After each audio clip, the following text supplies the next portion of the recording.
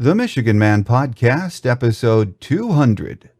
Brady Hoke thinks Michigan is close to championship level and acknowledges the pressure to win. And Michigan basketball looks to the future. Is it a rebuilding or a reloading year? That and more on this week's show.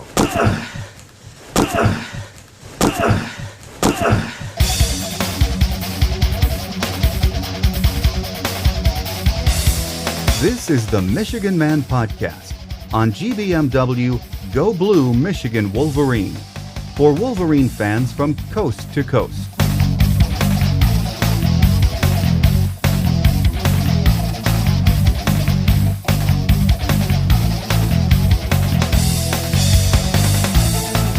Go Blue and Happy Easter. I'm your host, Mike Fitzpatrick. On today's show, football beat writer Nick Baumgardner from MLive will join us on the Michigan Game Day segment. We'll find out what Nick gleaned from spring practice and get his take on where Team 135 is heading into summer workouts.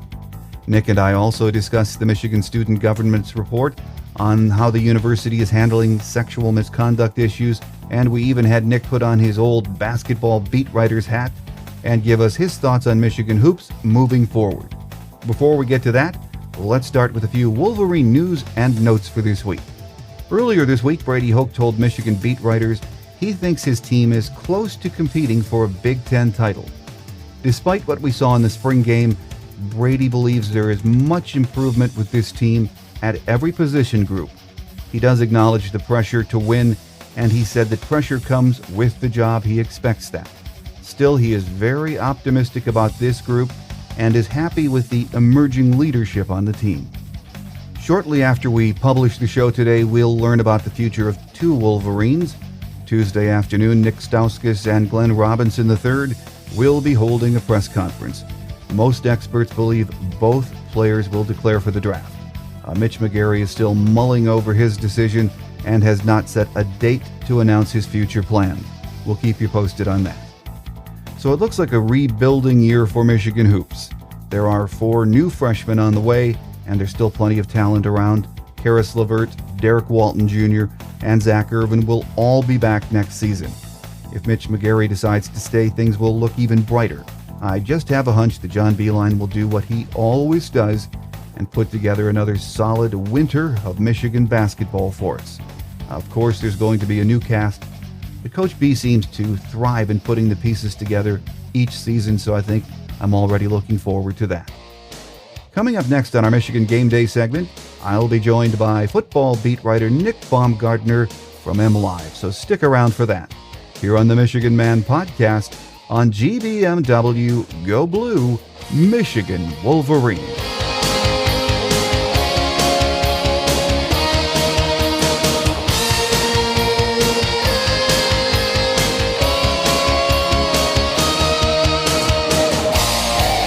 Joining us on Michigan Game Day this week, football beat writer Nick Baumgardner from MLive. Great to have you back, Nick. Good to be here, Mike. Well, of course, a week ago, spring practice wrapped up, and we're spending a couple of weeks, looking back at that, getting the take of the beat writers as to where they think this team is.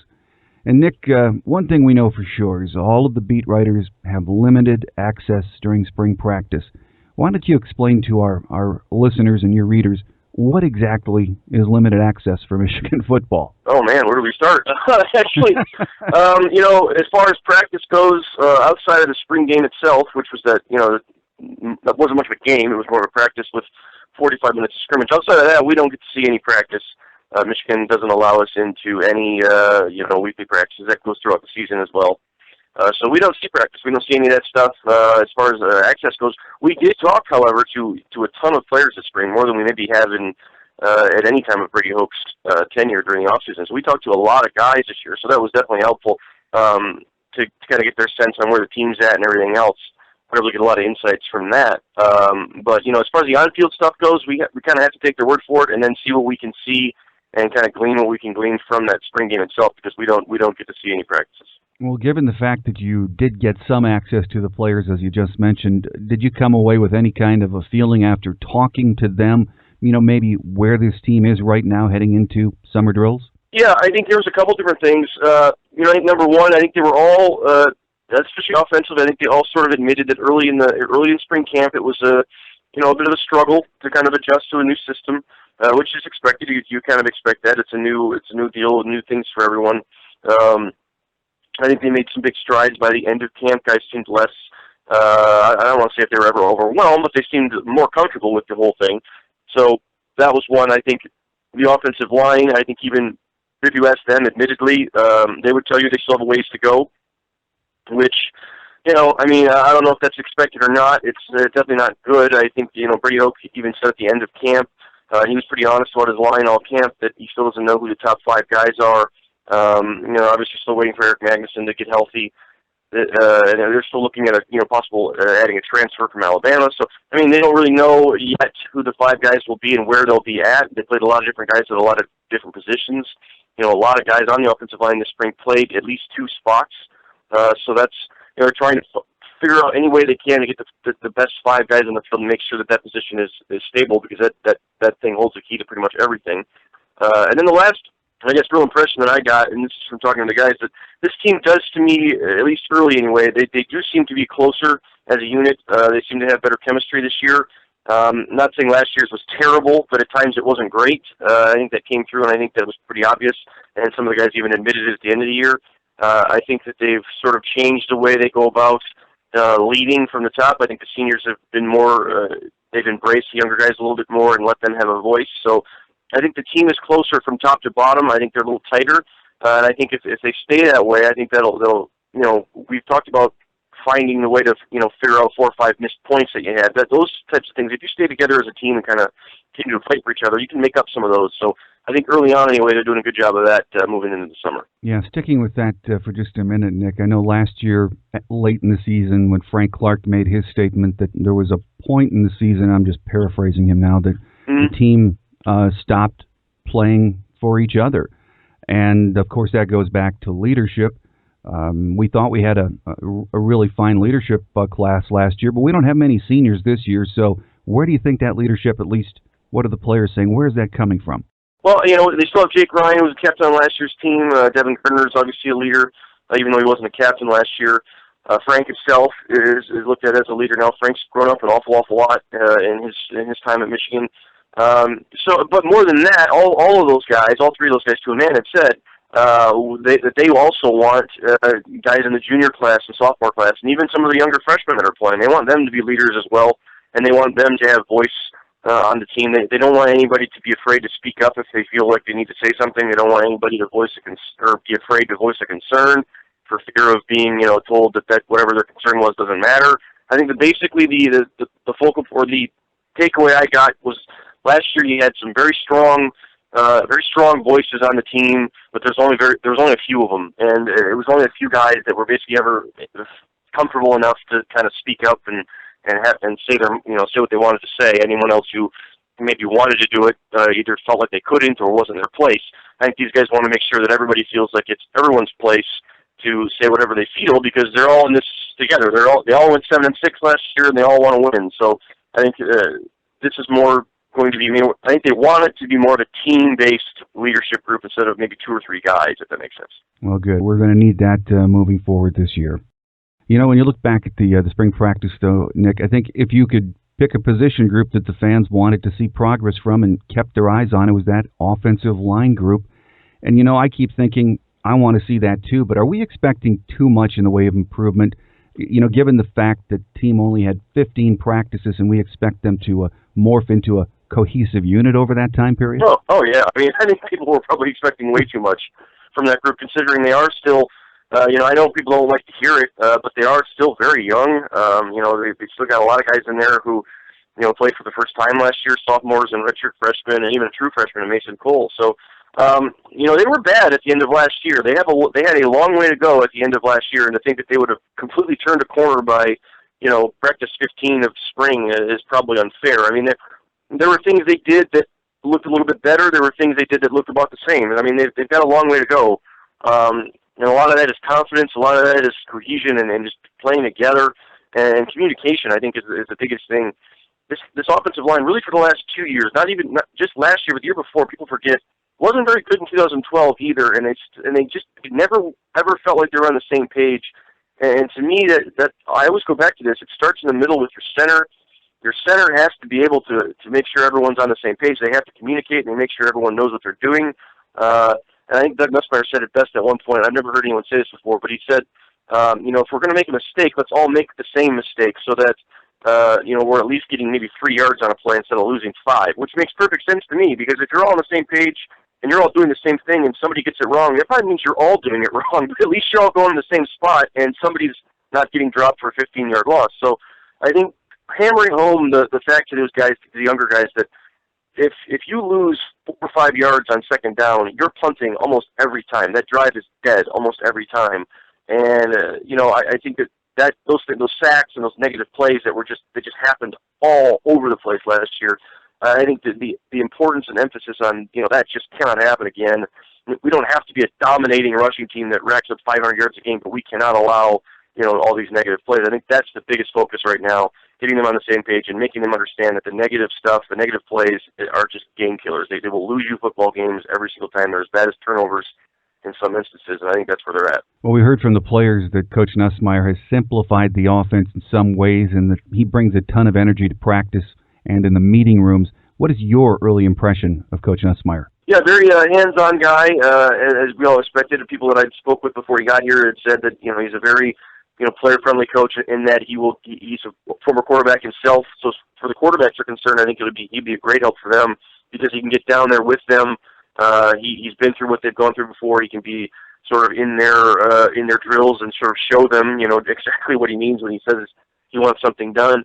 I think the fact that he's a coach who's never been fired anywhere or let go. His offense hasn't failed at a place where they've shoved him out the door. I think he's one of these coaches that continues to move up in jobs. I think that he's found success in different environments. I'm not sure if he's taken on a rebuilding job as far as an offensive line or something like that goes to this degree. He probably has. He's probably not under this much pressure, but he's succeeded pretty much everywhere he's been in making whatever unit as good or better than he found it when he left. So, I think that attention to detail. I think he understands, how to move the football. I think he understands quarterback situation from pro style stuff. I just think that it's a basic deal. It's basic football, more or less. It's not, I'm sitting in a room with a notebook creating all these special plays that are going to be so unique and no one's going to know what hit them. We're just going to do what the defense gives us. We're going to take what's there and we're going to move the football and score points, because that's basic football. And I think that's been his philosophy since he got here. That's been what he's talked about. I think this team needs that. They needed to be simplified. They needed to just start moving the football again and stop worrying about all these special packages and everything else that happened in the last, with Borges. I mean, sometimes it got so out of control that you didn't know what was happening. So I think they need to be kind of harnessed in, especially a young group, and kind of refocused. And I think this is what he's done this spring, and it's been good for him. Well, early this year, Brady said there was a quarterback competition. He said that again last week after spring practice ended, which I think is very good for Devin to keep hearing him say that. All that said, it is still hard to see Devin, even though he did not have a great spring practice game, still hard to see him losing that starting job, isn't it? Yeah, it is. It is, and he's ahead of the other two at this point. Other three really, in Spate, Morris, and then Bellamy. But I mean, he's ahead of them based on experience, based on he's been in the fire before, he's done all that stuff, and he's adjusted to new offenses. I mean, this is his third different offense in 5 years, so he's done this before as far as the transition goes. He's ahead of the curve, no doubt about it. But like you said, Mike, it's important, I think, as well for him to continue to hear from Hoke that this thing isn't over.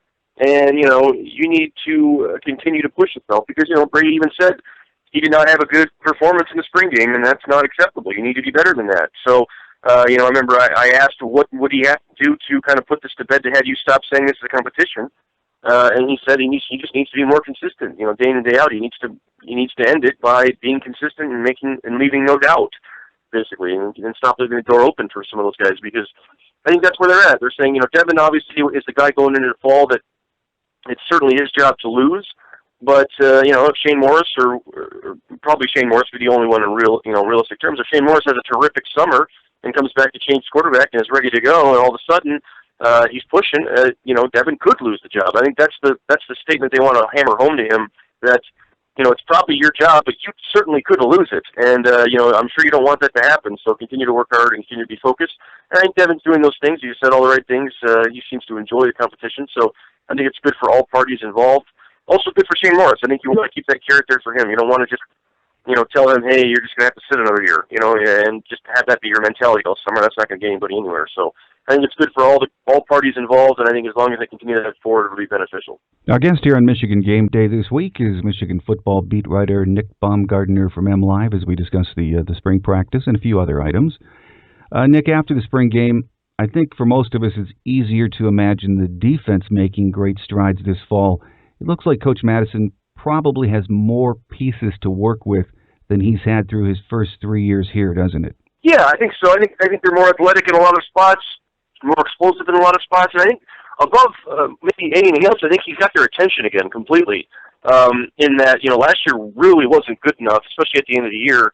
I think those guys know that, and I think Greg has been able to kind of, refocus them, kind of grab them in and say, look, that's not even remotely acceptable. Even though an offense was a mess at times, this defense should have been good enough to kind of carry them through some tough spots and win them some games.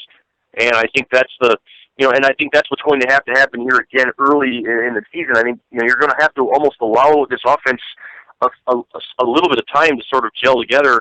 And with that, you have enough guys on defense, you have enough explosive players, you have enough guys with experience coming back, that your defense should be good enough to carry you through some rough offensive times and win you some football games. And I think that Madison, at this point, is maybe even putting that on their shoulders, saying, you need to be better. You need to help out your, the other side of the ball, make sure that they get enough time. Sort of what Michigan State was able to do last year, where their defense carried them early in the season, the offense figured it out eventually, and really no harm was done. So I think he's got their attention again. I think he's got a lot of experience back. They made some adjustments. At linebacker there, Jake Ryan's in the middle. I think they were excited about how that worked out. I think that the defensive line, I think they're excited about what Frank Clark might be able to do.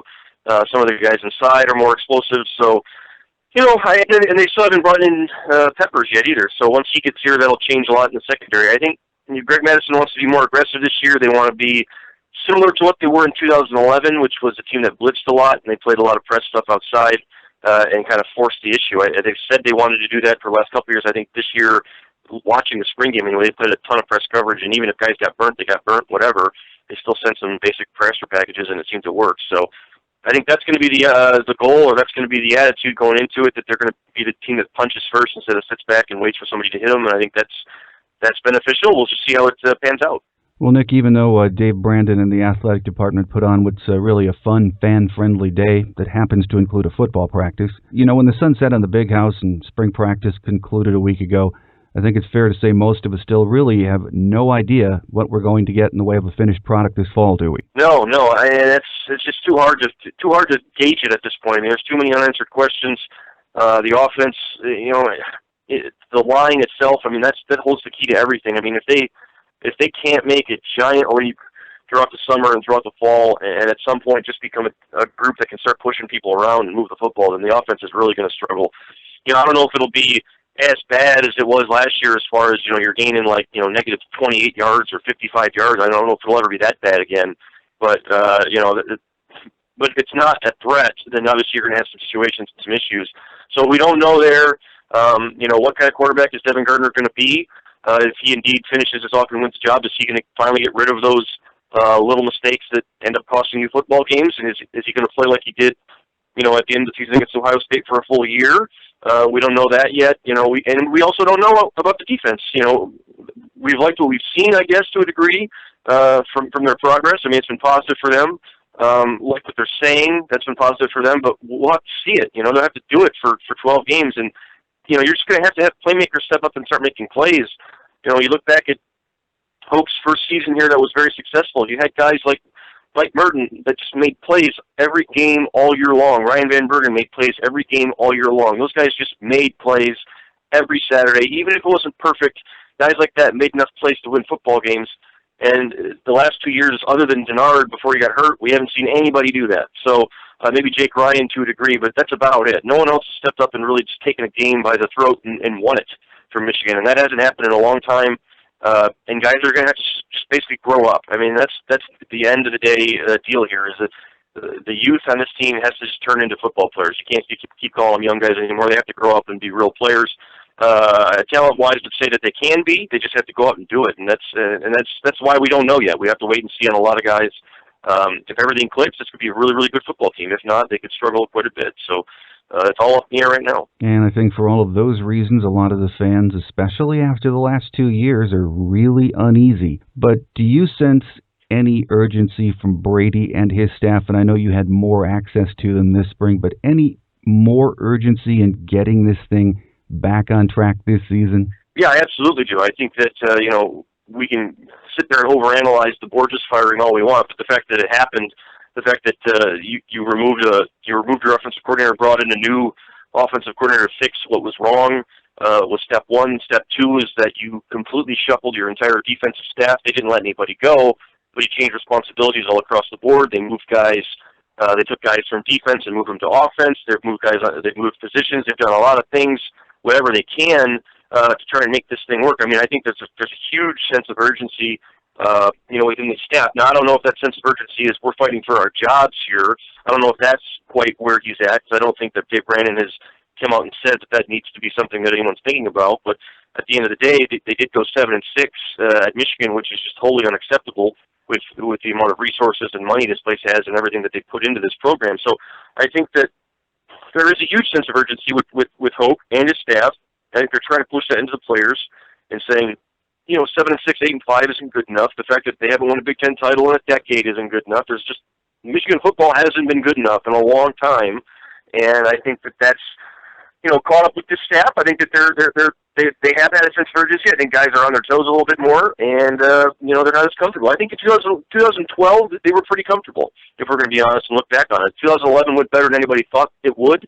And I think a lot of guys were pretty comfortable in 2012. I think they were even comfortable last year. I don't sense that this year. I sense it feels a little bit more like the 2011 off season a little bit, where nothing's really good enough, and they're focusing on the little things day in and day out, even if that sounds boring.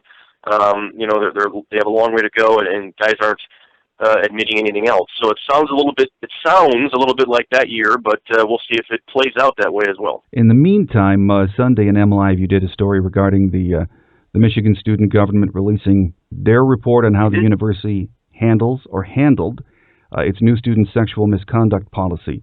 Since the Brendan Gibbons story first broke, it seemed to simmer below the surface after it initially broke.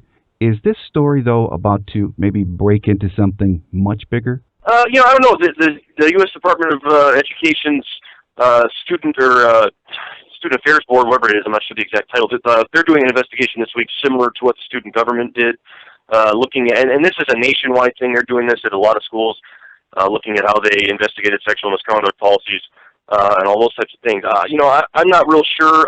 They won't release details on the case. We've asked numerous times, and they've stood behind federal student privacy laws on that. So my take from the football side of things has always been, a lot of this to me is still a university issue, and that was some of the story last night, which was that the student government board had found that the university's handling of this case, which seemed to take forever, far too long, seemed to be sort of a norm, in that they didn't have enough people on staff to kind of handle these types of complaints from sexual misconduct. So I think that was the crux of their report. They also found from what they're suggesting, or their evidence suggests, that Brady Hoke was aware of the investigation into this in August. He was aware. He would have been aware, based on their evidence, in November, when the board found that Gibbons was responsible for the situation. And then he would have also been aware in December, when they finally made their ruling and said that he was expelled. So that his comments about a family matter or family issue, whatever it was, in Arizona were basically, you could construe them as false. If you wanted to play the other side of it, you could say he was dealing with a family matter, and that was his expulsion. So I don't know. It's hard for me to say, unless something comes up that says that the university tampered with something or tried to cover something up, which hasn't really been claimed at this point, or accused, or no one's accused that of anyone really at this point yet. So unless that happens, I don't know how much larger it can get. I think what the good thing here, if there is a good thing in it, is that it's caused awareness to what seemed to be a broken policy. The university now, it seems to be anyway, taking strides toward kind of fixing that and making this kind of an easier thing to handle campus-wide, not just in athletics, but across campus in general. Which, if there's a positive you take out of it, it's that was kind of brought to light, and maybe that'll change things going forward. If something else like this happens again, then it won't happen again, I guess. If there's a negative, it's that the university, as far as publicity and the athletic department, I mean, this is not what they would like. But it doesn't seem like it's a story that's going to go away anytime soon, does it? No, it's not. It's definitely not going to go away. I mean, it wasn't going to go away. 2 weeks after the whole thing was announced or broke, and I think the Daily wrote it in January. So, no, I mean, this is a situation that wasn't good. It's a bad deal for everyone involved, obviously, and whenever this sort of thing happens, it's just not. You can't just hide behind it, bury your head in sand, and hope that it just passes on down the river. I mean, things are going to happen. Things are going to come out. It's not going to go away. At some point we'll have what we have, and we'll know what we know, and that'll be that. But we're not quite there yet, and I guess until we get to that point, until this information is at least found to a point where we can say without too much hesitation, here's what happened, here's who knew, and here's who did what about it. Then that'll be that. But right now, it's still way too much of it's still unknown, I guess, to make too many sweeping judgments on it. Now we'll just have to wait and see how it all plays out, as with many things. Mm-hmm. One final question for you, Nick. I want you to put your old basketball beat writer hat on for just a moment. Waiting for announcements from Nick Stauskas, Mitch McGarry, Glenn Robinson III regarding their NBA futures. John Horford caught, I think, some of us by surprise with his transfer announcement. So all of a sudden, if all of those things happen, well, we know John's gone, but if all three of the other guys go, all of a sudden we're looking at a very different and even younger team than we thought Michigan would field next season, aren't we? Yeah, I mean, it was a similar situation to last year. I guess Robinson and McGarry had stayed. I do think that they're in a better spot, though, now than they were. I think that, let's say, just for the sake of argument, that all three of those sophomores leave, Stauskas, McGarry, and Robinson. That still leaves you with, and the fact that John is gone as well, doesn't help anything, but that still leaves you with Karis LeVert, Derek Walton, and Zach Irvin as a core of your team. I think all three of those players, given a strong offseason, which we saw what Karis was able to do last offseason. I can't imagine what he'll be able to do again. I mean, I'm sure he can make another leap there, and I'm sure Derek Walton and Zach Irvin can make even bigger leaps from year 1 to year 2. So, given the track record Beeline's had with taking guys as freshmen and turning them into much, much better players as sophomores, I think that you've got a lot of talent in those three guys to have a very, very effective offense. The one, I guess, biggest concern to me would be if all three of those guys leave, you've lost John Horford now, and you've lost depth in the middle.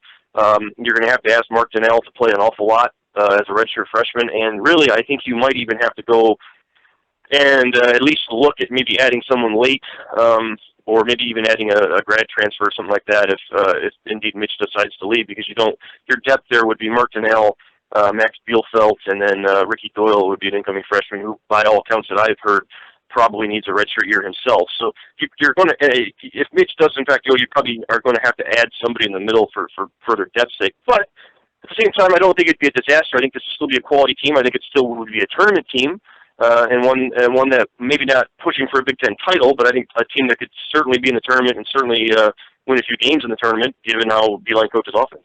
Well, it'll certainly help that if the three sophomores go, and again, we know John's gone, the fact that the team gets to go to Europe this year and gets, I think, 10 extra practices in. Yeah, that will help greatly, too. Yeah, that'd be huge. I mean, especially for a guy like Donnell, I think, and even maybe Zach Irvin, guys that are in different roles. I think they go over there and I think they even play pro teams. So I think they play real competition over there on these European trips. I think they play 10 games or something like that over there. So I think that'd be gigantic for them, especially at this time. If they lost all those guys and had new guys coming in, that would be a huge, huge benefit and a huge head start, and one that would come at a perfect time. Our guest here on our Michigan Game Day segment this week has been Michigan football beat writer Nick Baumgardner from MLive. And Nick, I'm sure there'll be news popping up before summer practice starts in August. So as always, we appreciate the time you take, and we will get back to you if there's anything we need to talk about. All right, sounds good. Thanks, Mike. We received a fan feedback call this week from Don Catrell, who is a big Michigan fan living down in the Cincinnati area.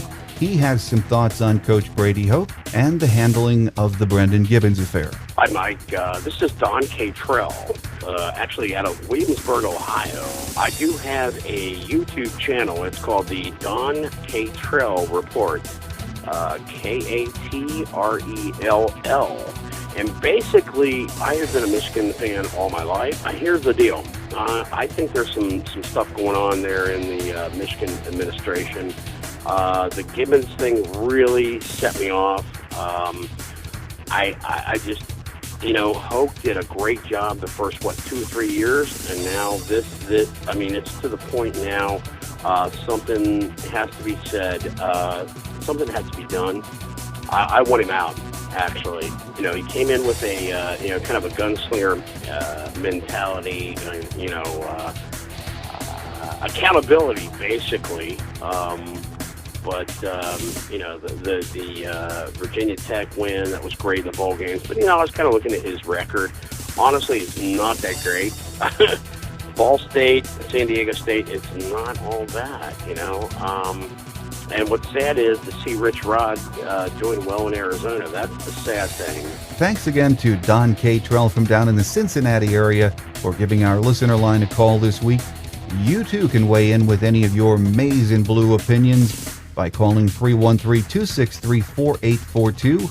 That's 313-263-4842. The listener line is open 24/7. I just ask that you tell us who you are, where you're calling from, keep it clean, and then give us any of your thoughts or maize and blue opinions. You can also email us at the Michigan Man Podcast at yahoo.com. That's the Michigan Man Podcast at yahoo.com. Come on, Wolverine fans, I would love to hear from you. Michigan fan feedback anytime, 24/7. Coming up next on Wolverine Quick Hits, Michigan softball keeps rolling along, and Michigan men's gymnastics claims back-to-back national championships. That's right here on the Michigan Man Podcast, here on GBMW Go Blue, Michigan Wolverine. On Wolverine Quick Hits today, the word perfect is almost never mentioned in gymnastics, a sport that adheres countless deductions to the smallest of errors. But the Michigan men's gymnastics team's performance Friday night came pretty darn close. After finishing the regular season undefeated and then winning the B10 Championship, the second-ranked Wolverines wrapped up their perfect season by winning the national championship with a score of 445.050. Competing at home in the Chrysler Center, Michigan edged out second-place Oklahoma and third-place Stanford to reach the pinnacle of collegiate gymnastics for a second straight year. The Wolverines earned their first repeat national championship in school history since the trampoline program did so in 1969-1970. Friday also marked the third championship in 5 years for Michigan and its sixth all-time. It just doesn't get any better than winning it at home, said Michigan coach Kurt Golder, and this is my fourth one, and they are all great, but winning it in front of a Michigan crowd in Chrysler Center, and then it being a repeat, it just makes it all the sweeter. I couldn't ask for anything more. In addition to winning back-to-back team championships, senior Sam Mikulik also took back-to-back all-around titles with a total score of 91.10. Mikulik had the highest score in 3 out of the 6 events on the night, highlighted by his performances on parallel bars and floor exercise. So congratulations again to Michigan men's gymnastics on their national championship, back-to-back national championships, and Coach Kurt Golder. In softball news, pitchers Megan Betza and Haley Wagner combined on a 5-hit shutout last Sunday and were backstopped by a 14-run outburst, including a 10-run 7th inning in a 14-0 win in the series finale against Michigan State in East Lansing. In the 3-game series with the Spartans, Wagner, Betza, and junior Sarah Driesinga yielded just 1 run on 13 hits across 17 innings. In 12 Big Ten games, the U of M pitching staff has an earned run average of 0.91, and opponents are hitting only 186. Betza tossed 6 innings, striking out 4. She was most effective in the 4th inning when it took just 6 pitches to set down the Spartans in order. The game was tight for the first 6 innings. Sophomore Sierra Lawrence popped a 3-run homer on a 1-2 pitch to get Michigan's offense going in the third, and U of M added a fourth run on an MSU error in the fifth. The floodgates opened in the seventh when the Maize and Blue scored 10 runs on 9 hits and 2 Michigan State errors. Junior Lauren Sweet and freshman Lindsey Montemorano hit back-to-back home runs. Later in the inning, following an MSU error that extended the frame, Driesinger hit a pinch hit grand slam. Sweet and freshman Kelly Christner each had 2 hits in the seventh inning. Lawrence and fellow sophomore Sierra Romero each added a run-scoring single. Wagner closed out the game throwing 1 inning of relief. Betza earned her 9th win of the season. She's 9-3 overall. And Michigan extended its winning streak to 19 games. The Maize and Blue will stay on the road for a single game against Central Michigan, which will take place midweek Wednesday in Mount Pleasant. First pitch is scheduled for 4 p.m. They will be taking the Easter weekend off, as will Michigan men's baseball. Baseball in action with a home-and-home midweek against Eastern Michigan. Michigan softball, though, rated number 5 heading into this week's action with an overall record of 33-6, a perfect 12-0 in the Big Ten.